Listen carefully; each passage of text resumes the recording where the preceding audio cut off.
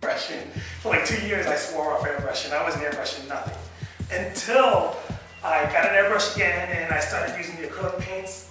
And I assure you, like I said, you shake this up, I use a pipette, squeeze them out, put them inside the airbrush, spray along. I leave it there for, like I said, as long as I want. And I let it sit there, I come back and use it a day, 3 days, a week later, it's perfectly fine.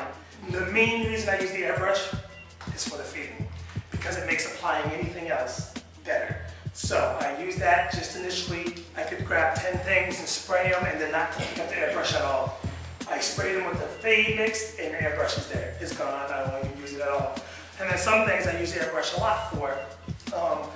I use the airbrush to do dirt along the bottom. Along this right here, as you can see, I used an airbrush actually, and I just kept spraying, blow drying, spraying, blow drying until I got that effect that I wanted. And the reason why was because it gets into all the crevasses and stuff like that. So do you strip down the engines, take all the guardrails off and stuff? Sometimes I do, depending on what I'm doing. When I did this, I took down the handrails only because I was doing graffiti, so I needed to write, and I didn't want them in my way, so I took these off. Generally, I don't. That one I did because I sanded the whole side. Generally, I don't. I just leave them on and I spray right through them. I don't worry about getting the wheels dirty either because I just clean them after. One of the ways I clean my wheels, which works really well, it's kind of funny, is a cheap Dremel with an adjustable speed, and they have these wide brushes that spin around. I turn the boxcar upside down like this, and I'll hold it there and I'll just, and it spins around real fast, and I'll hold my thumb to control it, and it cleans the bottom of them, each of them off. It's kind of a little tedious if you're doing a whole bunch, but if you're doing one, quick and easy. Just spin them around real fast, clean them all off, send it on its way. Any other questions about what I do? Let's see if that's... That fade mix, is that fairly clear what you have in it? I mean, that's the first thing you do is a fade mix, I understand. Yes, a lot of people ask. Yeah. I think one of the questions I get online all the time is, how much you use? I never measure. That's the biggest thing with me. I don't measure. I just do it by eye. There is no color really to that? No, I just basically, again, do it by eye, squeeze it white, and I use a lot of coffee bean. Well, this is very humble, but I use a lot of coffee bean. When you spray it on the car, it just really kind of fades the car. It fades it, takes it way down. It doesn't add a color to it. No, it just fades it down. And another technique that I forgot to discuss that I do use, I keep this mainly white for a couple reasons too. For example, if I'm going to do like a faded blue, right? Say I wanted this to be faded blue. It's faded down a little bit. If you look right there, you can clearly see the original blue. And you can see the blue that's been faded down, so you can see the differences. The best way to get that faded look, I think the very best way, is to use the fade mix and then add a drip of blue. Just a little drop. And what you do is you get like this, painted blue color, so when you go over it, you're literally fading it down blue. You do it with red, just a drop of red, it looks like pink. You do the red, and it looks like it's faded red. Gives you a really good effect. That's why I always keep the white, and I always have a whole bunch of this, because when I fade certain colors, I use whatever color. That's the first thing you do always. Almost all the time. Yeah. It's the best thing to do. Even if I'm not going to fade it way down, if I'm just going to, before I even touch it, like I want to take that initial shine away. And some people might say, yeah, I spray it with no coat first and that's it. But I don't. This is easier. I just, spray it real quick and easy. If this was more watery-like, it would take more coats before it gets really faded. Is that dry real quick? Yeah, well that's why I always have I use that dryer. The blow dryer. That's why it's imperative to have the blow dryer, because it never dries When fast. you're doing something, you can continue right on. Yeah, I'm fast. I like to work really fast. Rather than have to wait. Have to wait, doing a coat, put it to the side, walk away to another one. I like to finish a whole project and do it all together. So now, this. Another question. You use a lot of powders. Yes, I do. I've tried a few things and I'm very bad at it. But when I don't have the spray gun, so I use some powders. Right. But I found when I put the dull coat on, I lost some of the colors. Yes. That faded. That's why I said a lot of the ways that a lot of the stuff that I do, and it works really well, is actually once you clear coat it, it makes it good so it's stuck there. And then I always go over with the powder. Yeah, I end with powder quite a bit. So something like this, which was done and clear coated and stuff, I will still end with powders along the top. Yeah. So giving me a nice rich effect right there. And even when I do like that, later on it sticks to the actual clear coat that I just sprayed with. Okay. And it won't get all over your fingers even later on. It doesn't come right off. It actually sticks to that.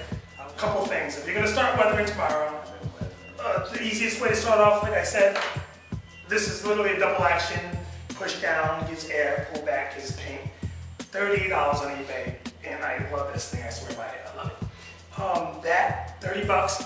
Go to the pawn shop, baby pawn shop, $50 for a 2-gallon air compressor, and you're in motion, you're ready to go. 80 bucks. 80 bucks start your rate off. Go get fade mix, spray it one time, and you know, there's even easier ways to just spray it with this, add a little bit of powder on the bottom and send it right on its way. Quick and easy, you can do a whole bunch of them, you know, in one day. This is an example of very lightly weathered, but it's not shiny like the original. I just clear coat, I did this one, this today. Again. Just clear coat, I did the fade mix, so it has like 1 coat of fade mix.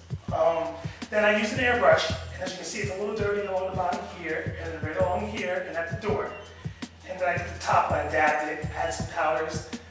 I could literally stop right here and it would be fine. You know, it's just a regular rolling stock on the layout.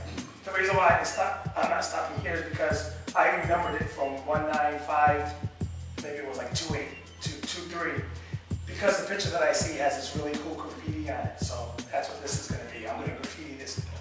I'll do that for the next day or two. Something like this right here, this was cool because this was done just, I seen a whole bunch of pictures that were similar to this. Just a lot of rust along the top and came out. As you can see, the blues faded down. That's again because of the fade mix. Fades it way down. One of the things I had to learn when I did a lot of weathering is where's the rust come. Sometimes you just put rust anywhere and everyone's like, oh, that's great. I seen some work, you know, reminded me of myself 3-4 years ago. I just put rust anywhere and I was like, oh, that looks great. And people show me that today and I'm like, oh, that's bad. Like, that's real bad. But I don't, you know, I'm just like, I was there myself. So I started to learn where the rust goes and look at the pictures and get an idea. Sometimes the powder comes on too strong, and sometimes you need it to come on stronger. So for example, doing trucks, airbrushing them like this takes forever. If you do not put powders over them, it'll take forever. You're spraying, drying. I'll never get there, it just takes so long. Doing along the bottom right here, if I want it to just be dirty, but I don't want to put it on strong, like with powders, I'll just build up a couple layers of this and it comes out really nice. I'm doing this right here for a customer. This was done today, so I'll be happy with this. And what else? I think that's all I have. If there's any more questions, I'll be sure and glad to answer them. What's the pressure of the air? I use high, I only got 40 PSI. I don't really, 40? Yeah, like mine's is high, 40, sometimes 45 PSI. It doesn't come off, like it's not like, but it comes off with pressure. Because again, Blow the sides right off. you would think so, right? But it really doesn't. You know what? Because I don't know if it's because of this water mixture. It doesn't. If you use enamel paint, I don't know that like enamel paint is kind of like it dissipates in the air and it gets all stinky. The difference is this is obviously heavier than that enamel paint, which as soon as it comes off, it turns into this really fine mist and dissipates. This one comes off heavier, so a little bit of a higher PSI is okay. I just leave it at 40 just because that's what I do everything at 40, and it comes off fine. It comes out really nice and fine, and I don't have a problem with it. I can turn it down and use it less if I want to.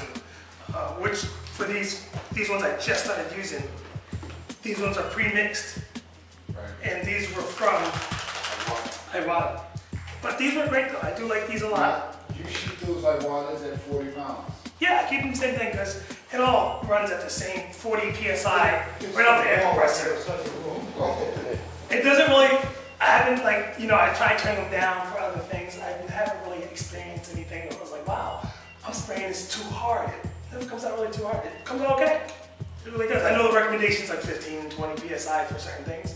I leave it at like 40 all the time. This is mainly all that I have on the table to create all these here. And most of it is done with the powders, and that's mainly the technique to it.